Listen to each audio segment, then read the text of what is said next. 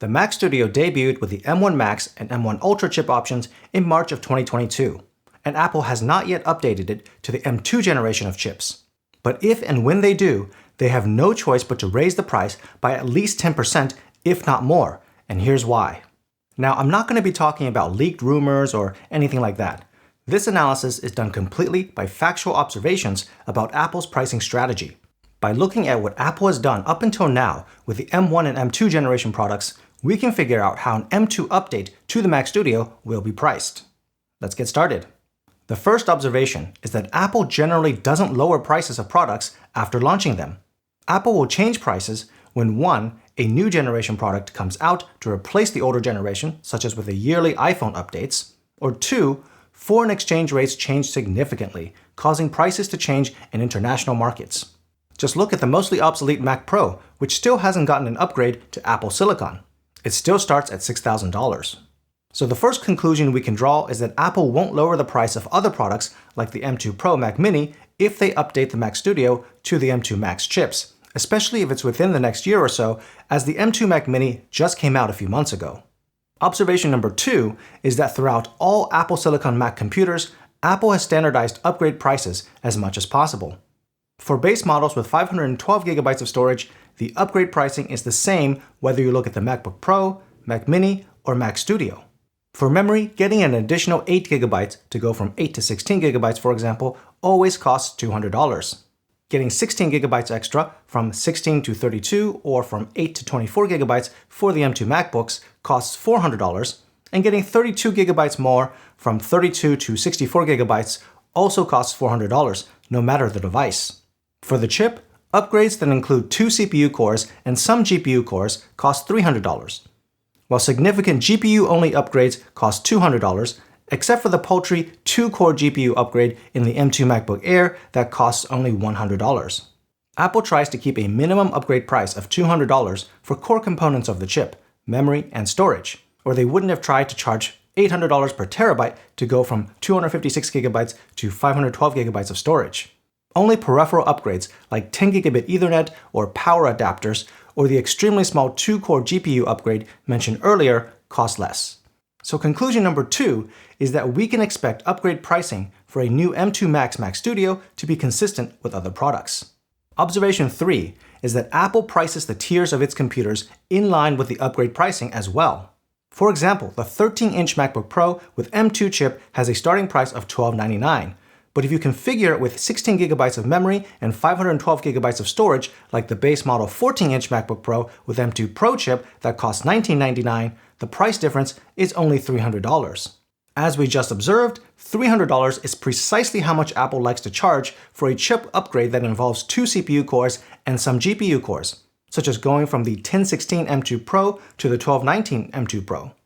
In this case, the $300 crosses the gap between the 810 M2 and the 1016 M2 Pro, which is 2 more CPU cores and 8 more GPU cores. Of course, there are other non-upgrade options that are bundled in when going to a higher tier product, such as displays, keyboards, ports, chargers, and so forth. From this, we can see that Apple generally bundles those in and doesn't charge extra for them individually when moving to another product tier. This is supported by the fact that the base model M2 MacBook Air costs $100 less than the M2 MacBook Pro, with the price difference coming from the 2 fewer GPU cores on the M2 chip, along with the option to upgrade it to match the 810 config and the exact price of the M2 MacBook Pro.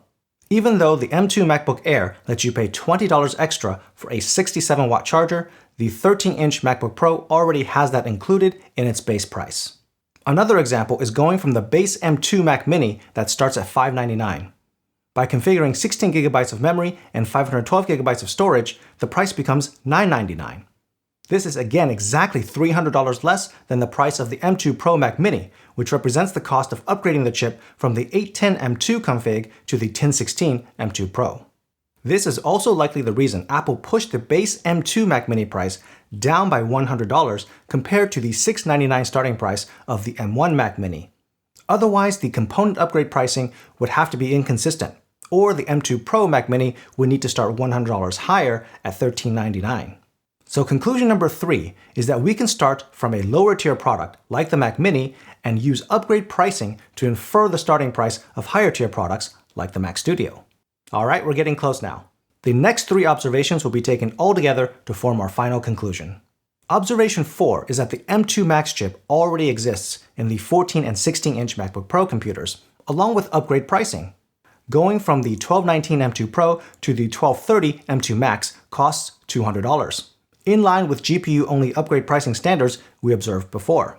Observation 5 is that the M1 Max Mac Studio had exactly the same core counts and configuration options as the M1 Max MacBook Pros when those launched. That means we should expect an M2 Max Mac Studio to also have the same 2 M2 Max options as we are seeing now on the MacBook Pros, namely the 1230 and 1238 configurations with $200 between each tier.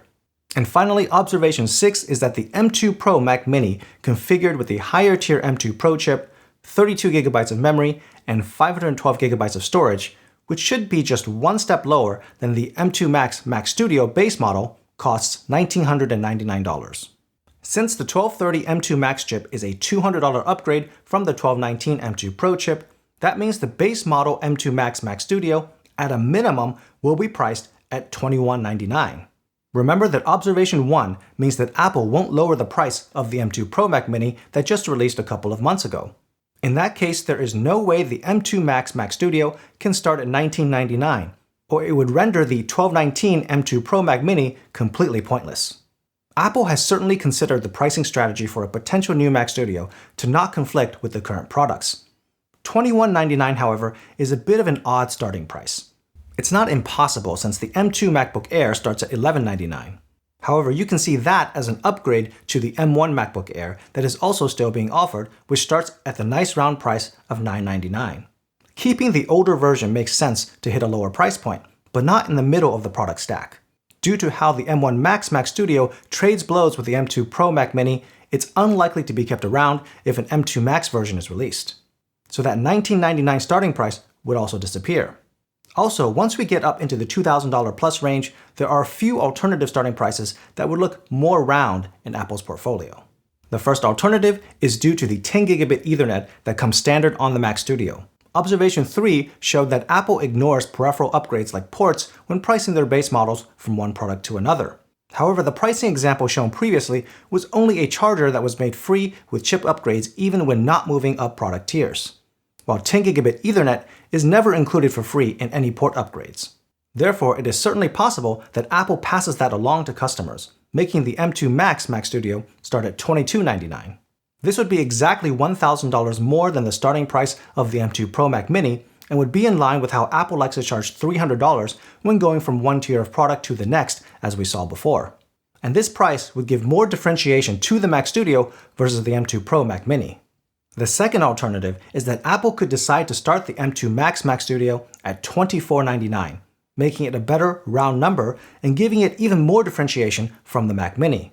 This would be similar to the pricing model of the 16-inch MacBook Pro, which starts at $2,499, $500 more than the $1,999 base model 14-inch MacBook Pro.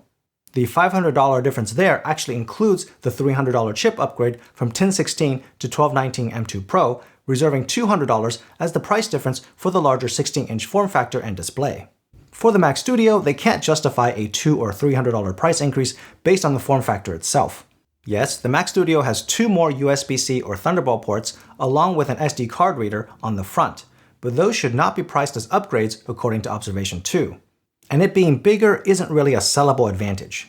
Therefore, if they do go this route, I could see them bumping the base storage to 1 terabyte, which is a $200 upgrade that would make the Mac Studio have double the memory and storage compared to the base M2 Pro Mac Mini, which also has double the memory and storage compared to the base M2 Mac Mini, making it a perfect triad. Combined with the $100 for 10 gigabit Ethernet, that would put the Mac Studio at precisely $2,499. So if Apple updates the Mac Studio with the M2 Max chip, it cannot be priced at the same $1,999 starting price as the M1 Max version. Otherwise, the 1219 M2 Pro Mac Mini would have no reason to exist. From the pricing strategy observations we made, Apple could choose to price the Mac Studio at $2,199, $2,299, or $2,499, all of which would be consistent with how base models and upgrades are priced. Personally, I think the $24.99 price target would make the most sense for an updated Mac Studio. Of the three choices, it's the most round number to start a new product with and results in the best spec bump from the M2 Pro Mac Mini. Also, the M1 Mac Mini started at $699, and due to the lack of a Pro chip option, the next step up was the M1 Max Mac Studio at $1999, which is a $1,300 difference. But now we have the M2 Mac Mini starting at $599 and the M2 Pro Mac Mini starting at $1299. That gives Apple more room to start the next tier, the Mac Studio, at a higher price. After all, the Mac Pro, old as it is, starts from an even higher tier at around $6,000, so there's plenty of headroom to grow and make the tiers more evenly distributed as we step into ultra-tier chips and beyond. But what about downward pricing pressure from the MacBook Pro? A 14-inch MacBook Pro with an M1 Max chip started at $2899, which is $900 more than the Mac Studio. So in the last generation, $900 was the cost assigned to getting the portable laptop form factor, display, keyboard, trackpad, battery, speakers, and everything else the laptop had to offer. Unlike the MacBook Air, Apple did not raise the starting price of the MacBook Pro with the M2 chips. This means that the 14-inch MacBook Pro with M2 Max chip also starts at $2899, just like the M1 Max version did. That means if the Mac Studio starts at $2199, then the price difference is $700. If it starts at $2299, then it's $600, and if the price is $2499, then the difference is only $400. However, keep in mind that the $2299 and $2499 starting prices are a result of adding 10 gigabit Ethernet and 1 terabyte storage upgrades, not merely price increases for nothing. Therefore, all these starting prices are equivalent when compared to an equally spec'd MacBook Pro at $700 less. The only question is whether that 10 gigabit Ethernet upgrade will be absorbed by Apple or not, since the $900 difference in the last generation comparison baked it in. So yes, the difference between the MacBook Pro and the Mac Studio will reduce to $700 from $900. This is actually already the case with the M2 Pro Mac Mini, which starts at $1299, exactly $700 less than the 14-inch MacBook Pro. The new Mac Studio pricing will simply carry this difference to the Max chip tier. Now let's talk about the M2 Ultra briefly. With the M1 generation, the M1 Ultra starting price was about $4,000, twice that of the M1 Max. The Ultra model does give you double of almost everything though, including CPU, GPU, memory, storage, and even neural engines. However, looking at the upgrade pricing page reveals that the difference between the Max and Ultra chips is $1,200 between tiers with the same amount of memory and storage. Since the M2 Ultra has yet to be announced, it's unknown what specs it will have. Even if we assume a similar doubling of the Max, Apple could decide to charge drastically more or less for it, especially because there are rumors that Apple is preparing for a Mac Pro with potentially an even more powerful chip option. It's even possible that the Mac Studio could be discontinued entirely when the Mac Pro comes out. So if you've been holding out on getting a Mac Studio until they release an update to the M2 generation chips, then either be prepared to pay more when they do, or potentially be disappointed when it never arrives. Hope you enjoyed this pricing analysis. Let me know in the comments what you think Apple will do with the Mac Studio. I'd also appreciate it if you could hit the like button and subscribe for more fact-based analysis. Thanks for watching and have a great day.